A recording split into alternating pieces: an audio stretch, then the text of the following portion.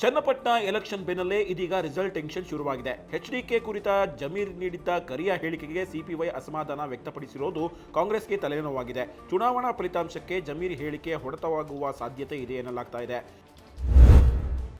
By ಎಲೆಕ್ಷನ್ನ 3 ಕ್ಷೇತ್ರಗಳಲ್ಲಿ betting politics ಜೋರಾಗಿದೆ. ಉಪಚುನಾವಣೆಯಲ್ಲಿ ಯಾರು ಗೆಲ್ತಾರೆ ಅನ್ನೋದು ಅಷ್ಟೇ ಅಲ್ಲ, ಎಷ್ಟು ಲೀಡ್ನಲ್ಲಿ ಗೆಲ್ತಾರೆ ಅನ್ನೋದರ ಮೇಲೂ ಬೆಟ್ಟಿಂಗ್ ನಡೀತಿದೆ. ಬಾಜಿ ಬಜಾರ್ನಲ್ಲಿ ಚನ್ನಪಟ್ಟಣ ಸದ್ದು ಜೋರಾಗಿದೆ. ಉಪಸಮರದಲ್ಲಿ ಕಾಂಗ್ರೆಸ್ಗೆ ಜಾಕ್ಪಾಟ್ ಅನ್ನೋ ಗುಪ್ತಚರ ಇಲಾಖೆ ವರದಿ ಸಿಎಂ ಕೈ ಸೇರಿದೆ. 3 ಕ್ಷೇತ್ರಗಳಲ್ಲಿಯೂ ಗೆಲುವು ಅನ್ನೋ ರಿಪೋರ್ಟ್ ಬಂದಿದೆ. ಚನ್ನಪಟ್ಟಣದಲ್ಲಿ ನೆಕ್ ಟು ನೆಕ್ ಫೈಟ್ ಇದ್ರೂ ಫೈನಲಿ ಸಿಪಿವೈ ಗೆಲ್ತಾರೆ ಎನ್ನಲಾಗ್ತಾ ಇದೆ. ಮೂಡಾದಲ್ಲಿ ಗುಮಾಸ್ತನಾಗಿದ್ದ ಬಿಕೆ ಕುಮಾರ್ ಎಂಬಾತ ಹಗರಣದಲ್ಲಿ ಪಾಲುದಾರ ಅನ್ನೋ ಶಂಕೆ ಶುರುವಾಗಿದೆ. 50-50 ಅನುಪಾತದಡಿ ಹಂಚಿಕೆ ಆಗ್ತಿದ್ದ ಸೈಟ್ಗಳ ಪಟ್ಟಿಯನ್ನ ಜನಪ್ರತಿನಿಧಿಗಳು ಮಧ್ಯವರ್ತಿಗಳಿಗೆ ನೀಡುತ್ತಿದ್ದ ಎನ್ನಲಾಗ್ತಿದೆ. ಕೋಟ್ಯಾಂತರ ಬೆಲೆ ಬಾಳುವ ಸೈಟ್ ಮಂಜೂರು ಮಾಡಿಸುತ್ತಿದ್ದ ಆರೋಪವಿದೆ. ಮೂಡಾ ಕೇಸಲ್ಲಿ ಸಿಎಂಗೆ ಇಡಿ ಸಂಕಷ್ಟ ಫಿಕ್ಸಾ ಅನ್ನೋ ಚರ್ಚೆ ಜೋರಾಗಿದೆ.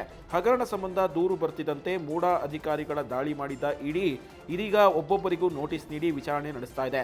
ದಾಖಲೆ ಮಾಹಿತಿ ಸಂಗ್ರಹಿಸಿ ವಿಚಾರಣೆಗಾಗಿ ಸಿಎಂಗೆ ಬುಲಾವ್ ನೀಡೋ ಸಾಧ್ಯತೆ ಇದೆ. ಬೆಂಗಳೂರಿನ ರಾಮೇಶ್ವರಂ ಕೆಫೆ ಬಾಂಬ್ ಸ್ಫೋಟಕ್ಕೆ ಆನ್ಲೈನ್ ಮೂಲಕವೇ ಐಸಿಸ್ನಿಂದ ಟ್ರೈನಿಂಗ್ ನಡೆದಿತ್ತು ಅನ್ನೋ ಮಾಹಿತಿ ಹೊರಬಿದ್ದಿದೆ. ಜಸ್ಟ್ ಒಂದೇ ವಾರದಲ್ಲಿ ಶಂಕಿತ ಉಗ್ರರು ಐಇಡಿ ಬಾಂಬ್ ತಯಾರಿಸುತ್ತಿದ್ರು ಅನ್ನೋದು ಎನ್ಐಎ ತನಿಖೆಯಲ್ಲಿ ಬಯಲಾಗಿದೆ. ದಿನಕ್ಕೆ 14 ಗಂಟೆಗಳ ಕೆಲಸದ ಬಗ್ಗೆ ಪ್ರಸ್ತಾಪಿಸಿದ್ದ ಇನ್ಫೋಸಿಸ್ ಸಹ ಸಂಸ್ಥಾಪಕ ನಾರಾಯಣ ಮೂರ್ತಿ ತಮ್ಮ ಹೇಳಿಕೆ ಪುನರುಚ್ಚರಿಸಿದ್ದಾರೆ. ಭಾರತದ ಆರ್ಥಿಕ ಪ್ರಗತಿಗೆ ಕಠಿಣ ಪರಿಶ್ರಮ ಮತ್ತು ಸಮರ್ಪಣೆ ಸಂಸ್ಕೃತಿಯ ಅಗತ್ಯವಿದೆ. ಕೆಲಸದ ವಿಚಾರದಲ್ಲಿ ನಾನು ಸತ್ತರೂ ಇದನ್ನೇ ಹೇಳೋದು ಎಂದಿದ್ದಾರೆ. ಅಪ್ರಾಪ್ತ ಮಗನಿಗೆ ಬೈಕ್ ಚಾಲನೆ ಮಾಡಲು ನೀಡಿದ್ದ ತಂದೆಗೆ 27,000 ದಂಡ ವಿಧಿಸಲಾಗಿದೆ. ಮೈಸೂರು ಜಿಲ್ಲೆಯ ಟಿ ನರಸೀಪುರ ನ್ಯಾಯಾಲಯ 1 ವರ್ಷ ಆರ್ಸಿ ರದ್ದು ಮಾಡಿ ಆದೇಶ ಹೊರಡಿಸಿದೆ. ಯಾರೂ ಅಪ್ರಾಪ್ತರಿಗೆ ಬೈಕ್ ನೀಡದಂತೆ ಕೋರ್ಟ್ ಸೂಚಿಸಿದೆ.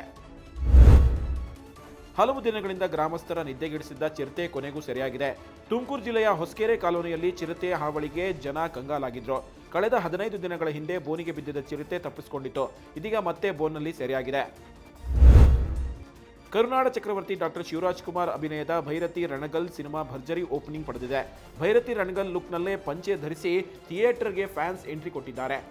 ಶಿವಣ್ಣ ಕುಟುಂಬ ಡಾಲಿ ಧನಂಜಯ ಸಹ ಸಿನಿಮಾ ವೀಕ್ಷಿಸಿ ಸಂಭ್ರಮಿಸಿದ್ದಾರೆ.